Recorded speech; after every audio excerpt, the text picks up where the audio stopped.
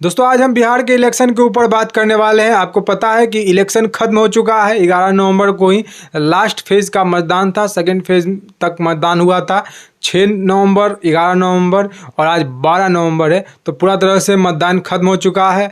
Exit poll आ चुका है। सभी एग्जिट पोल के बारे में बात करेंगे और कुछ अपना भी हम आंकड़ा लगाएंगे। सरकार आखिर किसकी बन रही है? 20 साल राज करने वाले नीतीश कुमार एनडीए की, या फिर 20 साल राज करने के बावजूद भी दोबारा एनडीए आ रही है? तो कहाँ पे जो है आरजेडी चूक गई, आरजेडी गठबंधन? तो हम देखेंगे बारीकी से।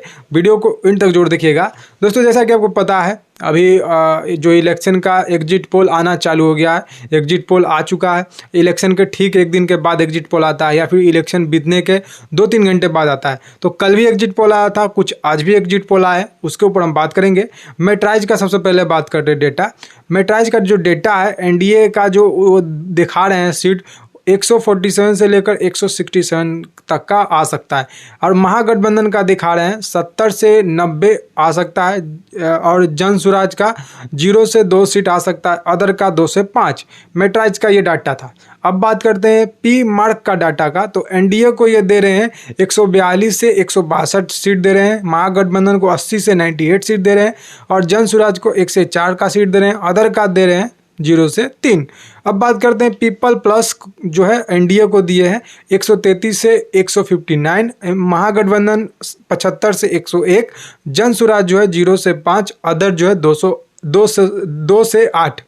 अब भास्कर का बात करते हैं तो एनडीए को जो है भास्कर ने दिया है 145 से 160, महागठबंधन को 73 से 91 का, और जन स्वराज को 0, अदर को 5 से 10 का सीट दिया है। अब देखिए परसेंटेज भाई हम आपको बताते हैं। पुरुष का जो परसेंटेज है वो करीब 55 से 60% का वोटिंग परसेंटेज पुरुष लोग का रहा बिहार में। आप देखिए बिहार का फर्स्ट फेज का जो मतदान हुआ था उसका रिकॉर्ड सेकंड फेज का मतदान में टूट गया है। नरेंद्र मोदी ने कहा था सेकंड फेज का जब प्रचार कर रहे थे इलेक्शन का, तब उन्होंने कहा था फर्स्ट फेज में जो मतदान हुआ है उसका रिकॉर्ड आप तोड़िए, तो वो रिकॉर्ड टूटा था। ये चीज़ आपको पता होगा। अब बात करते हैं 67.13% ये जो है वुमेन का वोटिंग हुआ था बिहार में 1951 में, सॉरी 1951 में हुआ था। 1951 में ये हुआ था 67.13% का वोटिंग हुआ था 1951 में। लेकिन 1951 का रिकॉर्ड जो है महिलाएं तोड़ चुकी है पूरी तरह से। 71.78% का जो है वुमेन का वोट पड़ा है, और ये सबसे बड़ा डाटा 2025 में आया है। तो पता चल पा रहा है क्या जो है एनडीए 2010 में जो उसका आया था 208 से 209 सीट, क्या उसका रिकॉर्ड तोड़ने जा रही है 2025 में?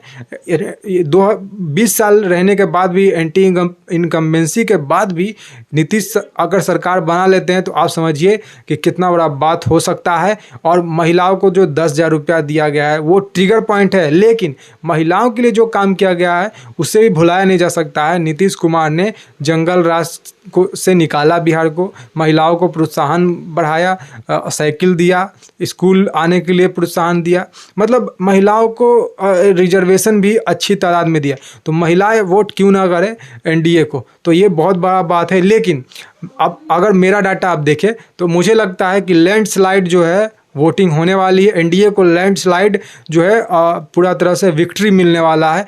मतलब हरियाणा और जो महाराष्ट्र में हुआ था उसी का करीब आप रिजल्ट जो है देख सकते हैं। बिहार में बहुत बम्पर जीत होने वाला है एनडीए का, और मुझे लगता है कि आरजेडी एकदम डबल डिजिट में तो रहेगी, लेकिन पहला जो 75 से 80 के करीब सीट, 75 से सीट मिला था 2020 में, उसका भी से नीचे ये जो आरजेडी है वो जाने वाली है। इससे पता चल पाता है कि जंगल राज का अभी भी कितना भय।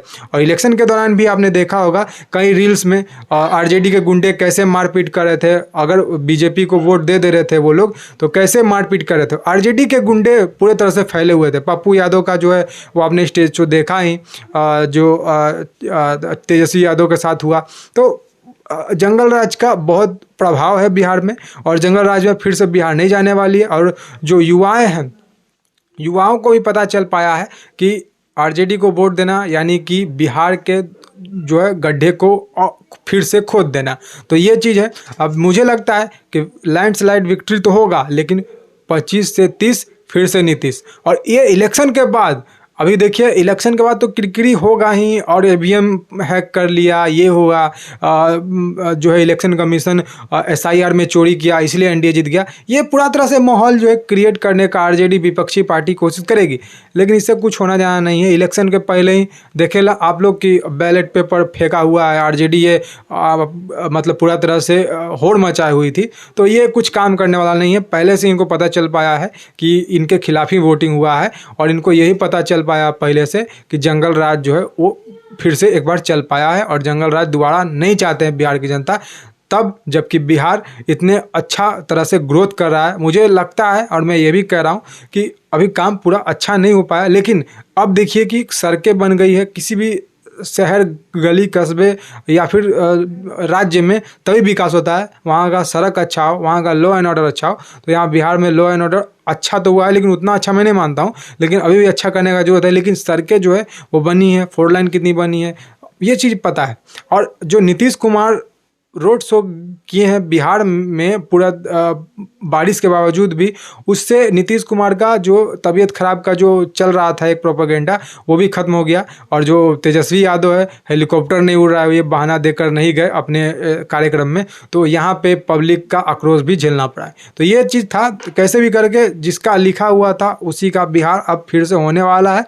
फिर से जंगल राज यहाँ नहीं बनाना देना है, पूरे पब्लिक जान चुकी है। अब देखिए किरकिरा वहाँ तो होगा, चुनाव हो गया, फिर उसके बाद रिजल्ट आने के बाद किरकिरा होगा आरजेडी का, लेकिन अभी आरजेडी का खतरा टला नहीं है। लैंड फॉर जॉब में शट एंड ओपन केस जो है वहाँ पूरे तरह से सबूत मिल चुका है, और 4 दिसंबर को ये फैसला आने वाला है। और उसके बाद आप देखिएगा इसी साल में जो है लालू जेल जाने वाले हैं। जेल से तो बेल पर ये आए हुए हैं, जेल तो ऐसे भी है, बेल पर आके मौज काट रहे हैं ये लोग। चोरी भी करते हैं ये लोग, बड़े बड़े चोर जो है चोरी करते हैं, चारा चोरी करके खा जाते हैं गाय का, उसके बाद बेल पर बाहर घूमते रहते हैं किडनी का बहाना करके, ऐसे इलेक्शन में भाग लेना, ऐसे प्रचार करते हैं गाड़ी पे। इस तरह से कोर्ट नहीं इनको देख रही, लेकिन कोर्ट इनको बेल दे देती है। तो कोर्ट का भी एक दोहरा चरित्र है, आम लोगों के लिए ये कोर्ट अलग ही हो जाती है, और एक खास विपक्षी पार्टी या फिर कह सकते हैं एक बड़ी पार्टी के लिए, एक समृद्ध लोगों के लिए अलग ही कोर्ट होती है। तो दो चरित्र वाली कोर्ट है हमारे इंडिया में, ये भी आपको देखना पड़ेगा। आतंकवादी के लिए भी 2-2 बजे रात को कोर्ट खुलती है, लेकिन हम आम लोगों के लिए कोर्ट कभी भी मतलब है ही नहीं। कोर्ट या पुलिस हम आम लोगों के लिए नहीं है, कोर्ट या पुलिस कभी भी बड़े लोगों के लिए साथ है। क्यों? क्योंकि देखिए लालू प्रसाद यादव कैसे घूम रहा है, इसका हिम्मत हो रहा है। अगर किडनी खराब था तो बैठना चाहिए, बेड रेस्ट करना चाहिए, पार्टी के कार्यक्रम में भाग ले रहे हैं ये साहब जी, और उसके बाद ये जो है चुनाव प्रचार भी कर रहे हैं वैनिटी वैन में, जो कि हम और आप लोगों को इतना सुविधाएं भी नहीं है।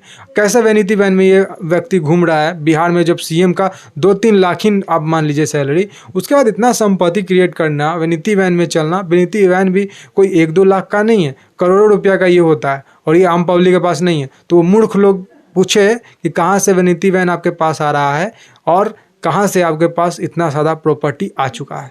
बिहार के जनता का कितना अच्छा सेवा ये लोग किए हैं पिछले 15 साल तक, जितना भी सत्ता इनको लालू प्रसाद यादव को मिलता रहा। तो वो गलती बिहार की जनता ना करे, क्योंकि अपने भविष्य को बर्बाद करने का ये काम करेगी, और फिर से तिल पिया लाठी और हाथों में बंदूक दे दिया जाएगा, और बहन बेटी किसी की सुरक्षित नहीं रहने वाली है। तो ये मेरे बात को मार्क करके रख लीजिएगा। मैं किसी पार्टी का सपोर्टर नहीं हूँ, बस बिहार के लिए खड़ा है और देश के लिए खड़ा है। जो देश के लिए काम करेगा उसको वोट देंगे, और जो देश के लिए काम नहीं करेगा उसको वोट नहीं देना है। और सबसे बड़ी बात, देश विरोधी ताकतों के लिए तो वोट करना ही नहीं है, उसके खिलाफ वोट करना है। आप देखिए देश विरोधी ताकतें कौन सी है, महागठबंधन है, उसके अंदर जो है आरजेडी, कांग्रेस, मतलब अन्य प्रकार की जितनी पार्टी देश विरोधी है। ये देश विरोधी पार्टी को चुन चुन कर इस देश से भगा देना, ये चीज़ आपको करना है, तभी हमारा देश सुरक्षित हो पाएगा। अभी देख रहे हैं आतंकी हमला कैसे हो रहा है, तो ये चीज़ हमको करना पड़ेगा। बॉर्डर पे जो है आर्मी ही नहीं रक्षा कर सकती है, बॉर्डर के अंदर भी हम लोग के लिए रक्षा करने के लिए, उनके आँख नाक कान बनने के लिए अपॉर्चुनिटी है, जो हम बखूबी तरीके से निभा सकते हैं। फिलहाल आप इस बारे में क्या सोचते हैं? आप क्या सोचते हैं बिहार में किसकी सरकार बनने वाली है? कमेंट में जरूर बताइएगा। आज के इस वीडियो में इतना ही। जय हिंद, वंदे मातरम, जय श्री राम। और इसी चैनल पे हम मिलने वाले हैं आपको, जो भी डाटा आएगा उसके अनुसार। अगर ये डाटा मेरा फेल होता है, वो भी मेरा जो अनुमान है कि लैंडस्लाइड विक्ट्री होने वाला है बीजेपी को, एनडीए को, तो मैं उस पर भी आकर आपको जवाबदेही रखूँगा।